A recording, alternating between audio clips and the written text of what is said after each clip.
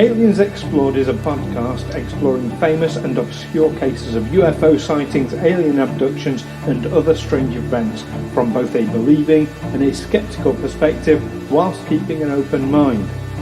I'm Stu Jackson, a professional actor and amateur ufologist with a particular interest in the crop circle phenomenon. I'll be debating that otherworldly visitations are real. The truth is out there. And I'm Neil Kelly. I'm a professional actor as well and used to work for the military as an intelligence analyst. I'll be arguing from a more doubtful point of view. I mean, it's all a bit far-fetched, isn't it? In 1977, Steven Spielberg finished work on his long-cherished science fiction movie Close Encounters of the Third Kind.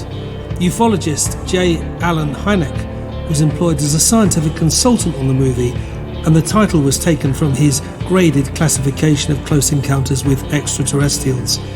The movie would go on to become a huge critical and financial success, but it would also become embroiled in conspiracy theories and warnings from the space agency NASA. Join us on Aliens Explored as we delve into whether this movie actually depicts real events. Ba, ba, ba, ba. And of course everyone recognises that tune even when it's sung as badly as me. Even you, Neil, who dropped us with a bombshell last time, didn't you? A shocking revelation, yes. I know. I should have my Alien Encounters t-shirt torn off my back and my headphones stamped on to do the march of shame. I know. We are not that brutal. Welcome, listeners, to Aliens Explored, your weekly podcast where we look at UFOs, UAPs, alien abductions, otherworldly events from around the globe. I'm one of your hosts, not as brutal as Neil would have it. I'm Stu Jackson. And I'm your other host, Neil Kelly. You forgot to mention we also review movies. Oh, well, occasionally. Well, we're not reviewing a movie today, are we? We're going to be talking about a movie, but... Not in the traditional sense of reviewing a movie, no. Traditionally. We won't be critiquing the acting or the storyline or... Oh, the acting's phenomenal in it. Absolutely phenomenal. Anyway. So there we are. We've just critiqued the acting as well. Yeah, there's your movie review, folks. It's 5 thumbs up from me. Yeah. So the movie in question is, of course, the Steven Spielberg blockbuster Close Encounters of the Third Kind, and we're talking this week, of course, about if there's any reality to the movie. Is it based perhaps on real events? Exciting stuff, Neil. It is, yeah. That's quite a broad question, isn't it? Is it based on real events? Well, certainly we've had 47 previous episodes when we're talking about alien encounters, exploring the aliens. So yeah, this is a film about an extraterrestrial encounter. So Steven Spielberg, this is a long cherished project of his, wasn't it? It was something he'd dreamed about doing when he was a kid, even when he was like 11 years old, and he saw a comet shower with his dad. And then in late 1973 he developed a deal with Columbia Pictures for a science fiction film, but then when he had the blockbuster success of Jaws, he could pretty much name his price and make any movie he wanted. He's got the magic touch. Totally. Give him all the money he wants. Yeah, and this is what he chose to make. Yeah, so the title is derived from a ufologist J.Allen Hynek, which is his classification of close encounters with terrestrials. So the first kind is when you see them, isn't it? Well, let's go through the classification, because there are actually 7. Although Hynek himself only came up with 3 classifications, there are 7 in total now. And it's worth mentioning J.Allen Hynek. Now, he's an interesting character. He was a consultant on the movie, of course, on Spielberg's movie. But he started out effectively as a debunker, as a naysayer. And do you know what? I can see parallels with yourself here, Neil, because he was brought into the military basically to debunk UFOs. Then the more he looked into it, the more of a believer he became. Does that sound familiar? Yeah, it does. I mean, So, it's very, very easy to start disappearing down rabbit holes when you get into this stuff. It really is. But he famously came up with this close encounter classification system that basically, in the public domain, we probably wouldn't have heard of were it not for Spielberg's movie. No. I think that's fair to say. But yes, a close encounter of the first kind is very simply a visual. So seeing a UFO. Yeah. I think they say it has to be less than 500 feet or something like that away for it to count, but there's kind of like special circumstances around it. But effectively, it's seeing a UFO. Close encounter of the second kind is where there is alleged physical evidence or physical interaction from the UFO. Now, this might be leaving imprints from where the UFO has touched the ground, but it might mutilated cattle. Well, mutilated cattle would actually come under something a little bit later on. Okay. This is more of a generic physical evidence. So you might see a scorch pattern in the ground where the UFO's been. You might get static on your radio. It's that level. It's that level of contact. And a close encounter of the third kind is when you have an encounter with what is described as an animated entity. So this is not just a craft, this is a physical being. A robot, though, might count as an animated entity. If it's come from somewhere else, yeah. If it's come from somewhere else. But with a UFO, so again we're into this unidentified object phase. Now that was the 3 that Hynek came up with, but since then there's been 4 more classifications added. A close encounter of the fourth kind is described. I'm simplifying these because otherwise it'll take up the entire podcast. But a fourth kind is basically an abduction. Okay. A fifth kind is direct communication between the entity on board the UFO. They sound like subcategories of the third kind.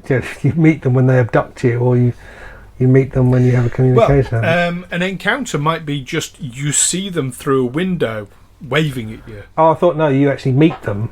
So. No, an encounter can be just, again, visual, but you're seeing an actual entity rather than just seeing the craft, as it were. Have I misremembered the line in the film where, I think it's Richard Dreyfuss says, and the third kind is when you meet them? So at the end, when the craft lands and they all come out of it, that's their third kind of encounter. Well, that was part of the problem with Hynek's classification system. Is it would be everything from seeing them through a window in the craft right the way through to any physical contact with the extraterrestrials. Oh, so he created the extra. So it was a bit broad. Third kind was a bit broad. That's why they've introduced these other categories. Yeah, fifth kind is direct communication. That might be physically speaking. It might be hand gestures. It might be telepathic communication. But that would be the fifth kind. The sixth kind is an interesting one. It's a range of different things that include death as a result of interaction with an entity, them channeling their thoughts into you. So I suppose they're seeing that as different from telepathy, where rather than them just communicating telepathically, they're projecting their consciousness into you. And direct mind control. So death, channeling, and control. I can see a sequel forming here. So we'll maybe skip 4 and 5. We'll go straight to Close Encounters of the Sixth Kind. Well, the seventh kind, which is the last of the list, is the creation of a hybrid between human and extraterrestrial. Now, within the movie, certainly on these other scales, there is a fourth kind encounter. There is fifth kind encounter because they all gesture with their hand movements, famously in the scene, and you've got the ba ba ba ba ba. That is direct communication. Death channeling and control doesn't come into it, but potentially when you look at it depends on which cut you look at. It does look like there might be human hybrids in certain cuts of the movie, so potentially the seventh kind. But yeah, that's Hynek. Hynek's actually in the movie as well as being a consultant in it. He appears at one point, right towards the end. Yeah, interesting character is Hynek. So coming into this whole, is it based on real events? There's two ways of looking at this, and you've kind of alluded to one already, which is kind of like the meta referencing. Have they taken, or has Spielberg taken, a collection of witness statements of alleged occurrences and then fictionalized them, which is probably the most common perception. He's created a piece of a verbatim piece, effectively. Yes, but there is another possibility with this. Have you ever come across what is commonly called Project Serpo before, or Operation Crystal Night? I have, yes. You have? I have, wow, yes. I'm impressed, because there aren't many non-ufologists who've even heard of this. I have heard of it. I came across it the other day. Oh, as part of your research for this? Oh, fair enough. Yeah, I was going to say, I'd have been surprised if you'd have heard of it outside of that. So share with our listeners then what Project Serpo means to you. Right. Well, my understanding, this does it relate back to the Robertson panel? That's been theorised, right? But so in its broadest sense, what is Project Serpo allegedly? Or would you like me to handle that? Well, I know that there's a documentary about it, and a US government agents claim that they spent decades giving fake evidence of extraterrestrials to gullible ufologists in an effort to make it easier for the government to spot when the UFO community was really getting close to the truth. That's part of the debunking of Project Serpo, or the potential debunking of it. So what this only came to light around 2005 within the ufology community. But what Operation Crystal Night is allegedly is basically an exchange program between humans and the extraterrestrials, where a dozen people, 10 men, 2 women, were sent to this planet that's been designated or called Serpo as part of an exchange program. Now, these people have all died because of the radiation involved in them travelling. And this was back in the 60s, between 1965 and 1978, they were... Yes, but it's only, like, the last 15 years, it's only just come to light, allegedly. So they allegedly travelled with a survivor of the infamous Roswell flying saucer crash. Yes. They said they got him out of the wreckage and said they would take us to your leader, and he said, okay, let's set up a meet. Now, bearing in mind, Project Serpo is probably a really good topic for us, because we can do an entire half hour just on this one thing. I mean, probably more besides, especially the way we waffle and go off on a tangent. We do, yeah. So that's all the fun of it. It bears a lot of resemblance to Close Encounters as a movie. And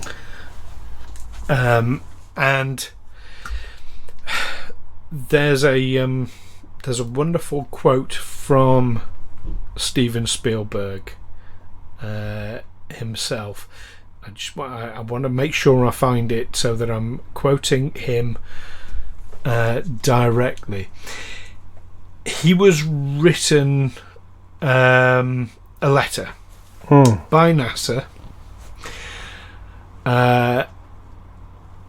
that basically, along the upshot that Hynek had information that they did not want included. In now, Spielberg's what specifically? Yeah, what specifically that information is, but we're not sure of. But kind of the whole Project Serpo thing kind of could well be part and parcel of this. But in an interview to Cinema Papers magazine, Spielberg said, "If NASA took the time to write me a 20-page letter, I knew there must be something happening.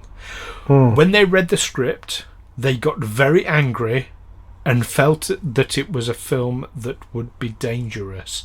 Now, he said that back in 1978. So NASA's written to him with a 20-page letter because they're angry about this script and feel it's going to be dangerous. So, yeah, that definitely tells you you're onto something. And it's odd for NASA, and we're talking about, I was about to say, it's come from NASA, not the military, but we don't know that. But it's red rag to a bull, isn't it? That is really saying you're onto something here. You're going to talk about stuff that we really don't want to. We really don't want you to put out there. Nudge, nudge, wink, wink. Yes, but given the disinformation that we know happens from the military, it could well have been from the military, really, just saying it's from NASA. But that's a very strange. I'm inclined to think that's not something he would just make up. No. And it's curious he's not really talked about it. But presumably he's still got the letter. You'd keep something like that, wouldn't you? Oh, come on, or Neil, did that disappear? You and I have worked on big productions. The amount of paperwork and stuff that's involved. I mean, you look at big scale movies like Star Wars, like all that set's been destroyed because of the storage. So I think a letter like that will very easily get lost. I'd be surprised if he's still got it. But it's almost an incriminating document, isn't it? Well, I wouldn't have thought it was written with anything saying, "You're onto something." No, but reading between the lines. Circumstantial, and that's the thing. You can't make this movie is way too dangerous. You're going into really dangerous territory. You don't know what you're messing with here. Yeah. And it's undoubtedly written in such a way it's like, well, that's not what we meant at all. Yeah. We just don't want to create public panic. I don't know. Whatever. But it's really... Yeah. So they expressed their displeasure that he was making this movie. Now, one of the things that happens in the movie is something we've discussed in a previous episode, haven't we, about the light coming into the car, into the sheriff's car. Yes. And him being knocked out for a while. Something like that happens in Close Encounters of the Third Kind. You've got Lost Time. There's when the light shines on Richard Dreyfuss's character and he gets sunburnt from it. These are all real things that have happened to people. And we've touched on kind of almost everything in the movie. In previous episodes, in real encounters. So coming back to that whole, is it based on real events in a meta kind of way, or is it based on real events that actually happened? I mean, I suppose I'm jumping a little bit to the summary here, but But for me, I think he's looked through a lot of actual genuine encounters, taken a lot of witness statements, used their experiences to create this script, perhaps dramatised it a bit and come up with this concept of an exchange program, and kind of accidentally stumbled upon something that's really happened. Perhaps, yeah. That's my theory. That's my take. Is that he hasn't been party to information about Project Serpo or anything like that, and I don't think Hynek, if Hynek was aware of it, would have revealed it. I also don't think Hynek would have been aware of it anyway, because Hynek's job was to debunk UFOs for the military. The last thing we're going to do, if as a military intelligence officer, if they want you to go around disproving something that it's utter nonsense, the last thing they would do is give you actual evidence that it's true, because that's going to hinder your ability to do that, isn't it? Now Hynek was he was an astronomer, wasn't he? And he was hired by the US Air Force to examine UFO sightings in the late 1940s. And he was also advisor to a group of investigators created by the government to determine whether UFOs posed a threat to America. So he had plenty of inside skinny on well, this. It was less investigative, more debunking. Yeah, but apparently the more cases he looked at, the more his position changed from skeptic to believer, and said that he gave Spielberg insight into top secret events that allegedly took place in New Mexico in the 1960s. That would be Roswell. Possibly. No, I mean, that was 1940s, wasn't it? Yeah. A separate episode in itself. There was something called the Robertson Panel, which met in January 1953, headed by Howard P. Robertson. It arose from a recommendation for the Intelligence Advisory Committee, and basically what the idea was that we will spread these stories about UFOs to cover up our testing of new military technology. Mm-hmm. So people won't know we're doing it, and then we will have a panel of people who will discredit these UFOlogists, to say there were lots of psychologists on the panel apparently. So basically, anyone who spots one of these a new jet that the US military is trialing, they'll be told it's a UFO, and then they'll be told they belong in the lunatic asylum for believing in UFOs. That's basically it. Yes. Well, that's a pincer movement. That's something we've sort of touched on in previous episodes. That kind of disinformation from governments is not uncommon at all. Not uncommon in the least. But they'll put out I suppose it's an old practice that you put out a story that's completely false, and then when people pick it up, you totally debunk it. Yeah, and discrediting individuals them. Yeah, totally discredit them. Is not uncommon. I know. So going right back to one of our first episodes when we talked about Bob Lazar. Now I remember you being at the time very episode skeptical. 3. Episode 3.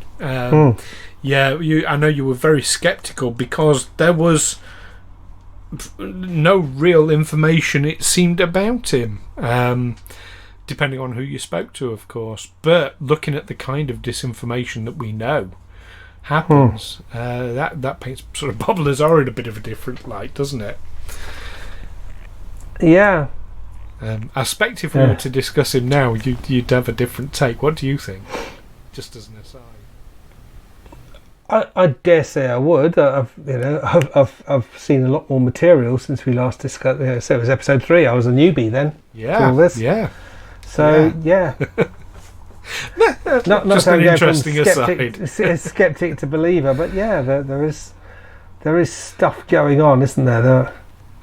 Well, there's a little kind of teaser for our listeners. When we get to our 1 year anniversary episode, I'm planning for us to kind of do a brief review on all the stuff we've covered in the first year. Anyway, so we'll be having a quick chat about Bob Lazar in that one. So we'll see what you think then.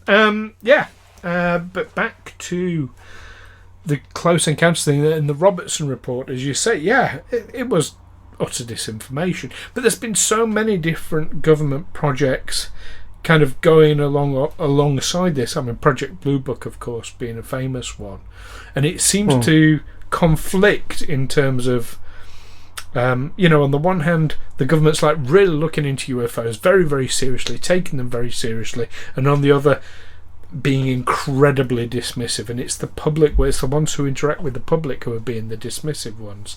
That's an agenda right there, isn't it?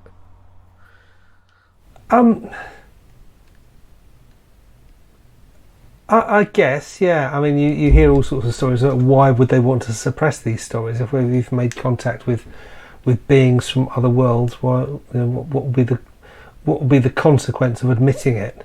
Mass panic. That's what we on the news come out. Mass panic. People are going to mass panic because we've met someone from a more advanced civilization than ourselves. I mean, I always thought it was to do with religion.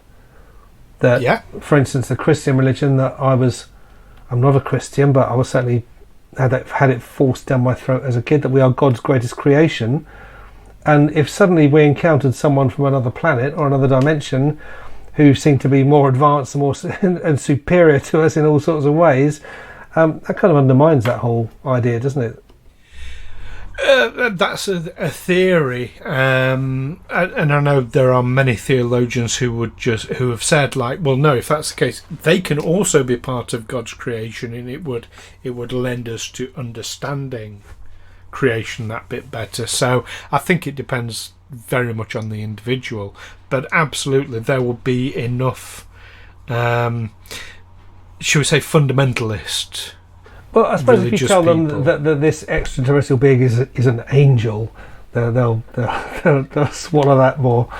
Well, it depends. I mean, there are. I personally spoken with people who very firmly believe that there was one man called Adam, there was one woman called Eve. Now, science has kind of disproven the possibility of that, and I think the general consensus amongst theologians now is that the Bible talks about it in a more metaphorical sense, that Adam represented mankind and Eve womankind, but there are those fundamentalists who still believe that it's to the word.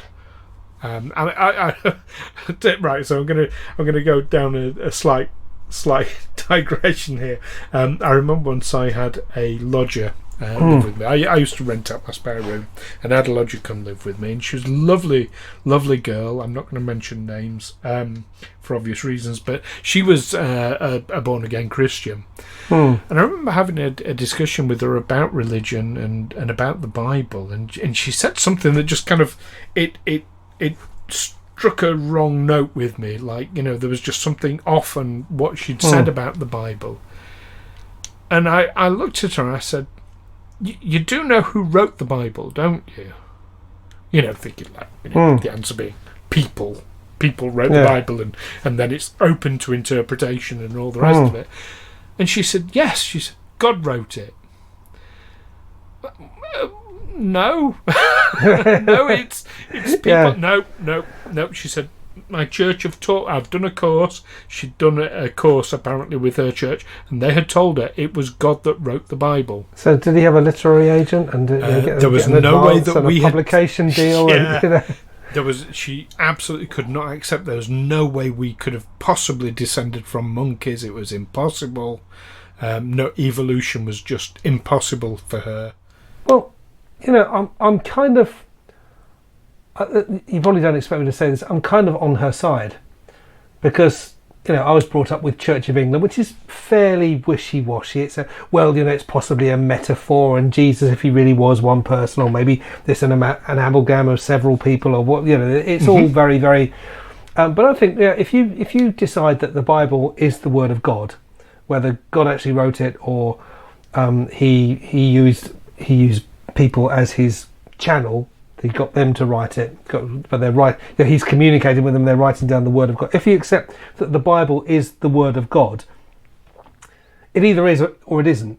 It's either a book that's been written by some people for whatever purpose, because power was in religion in those days, wasn't it? The churches ran everything at the time it was written,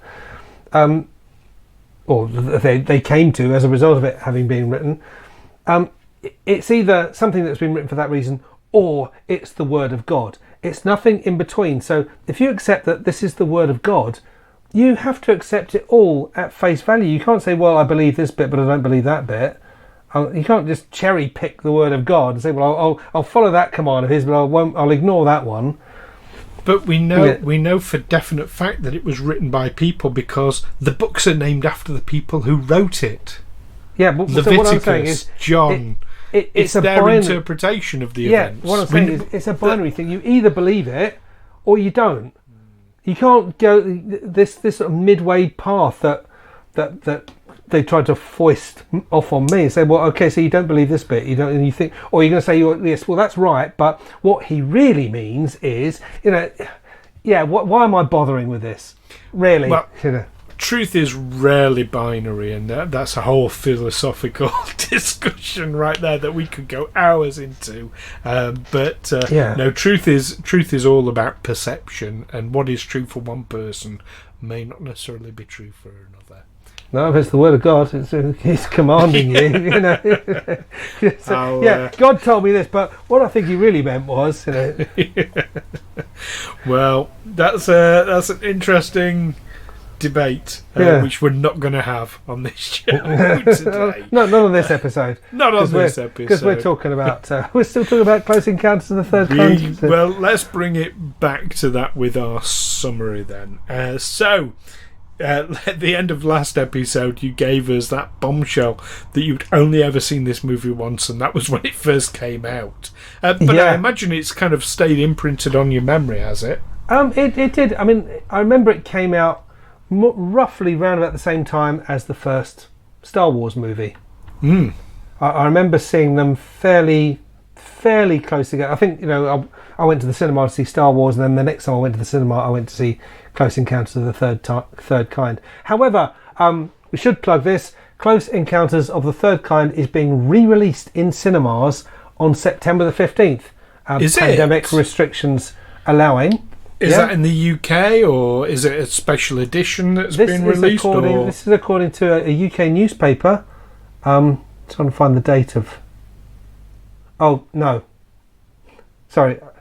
Oh, yeah, this article was updated September the 24th, 2020, so I don't know if that bit... But it was originally written in 2017, so there is a director's cut, is it? Okay, so maybe it's been and gone then. But it was re-released in cinemas, or either it was re-released in cinemas, or it's about to be re-released in cinemas. But either way, I think I should probably watch it again to get with the programme. Oh yeah, it's on my regular rotation for movies to watch. Is in my movie collection. But yeah, so what do you think? I mean, was this based on real events? Let's cut right to the chase here. It was based on real accounts. Whether those events actually happened, but certainly on accounts that have been presented as the truth, he weaved a story out of those. That's what. So yeah, in that sense, it was based on real events, but those events might not have actually happened. If you get where I'm going with this. I do, and one day I'm certain you're going to get splinters from sitting on that fence. I'm going to stick with what I said earlier, which I think, he's exactly as you say. He's taken real events or real accounts, as you rightly say, based a movie on them. I think he stumbled upon something deeper, something bigger, inadvertently as a result of it. But yeah, what do you think, though, listeners? Is Close Encounters sailing very, very close to the truth, or is it just all Hollywood fiction? Do let us know, but via the usual means of Facebook and Twitter by searching Aliens Explored, or of course you can visit us at aliensexplored.com. Don't forget to join us next time. We're going a bit more generic next time, aren't we, Neil? A little bit more generic, yeah. Yeah, we're going to talk about a specific event that's been in the press. Certainly here in the UK quite recently, and I believe in America, with Lieutenant Ryan Graves, who is an ex-pilot for the US Navy. He's been on 60 Minutes talking about events. But more generally than that, we're going to be talking about why it is that there's all this information seemingly coming out into the public in a way that's pretty much unprecedented, and from official sources. Why is that? So yeah, join us for that one. In the meantime, keep watching those movies, even the ones you haven't seen in a very, very long time. And of course the Skies. Take care for now. 3 years. Yeah. Bye bye. Catch you next time. Aliens Explored is a Figo Films production in association with Juicy Falls. Music by Darren Mafucci and editing by Stu Jackson. Find us on Twitter and Facebook by searching Aliens Explored, or visit aliensexplored.com.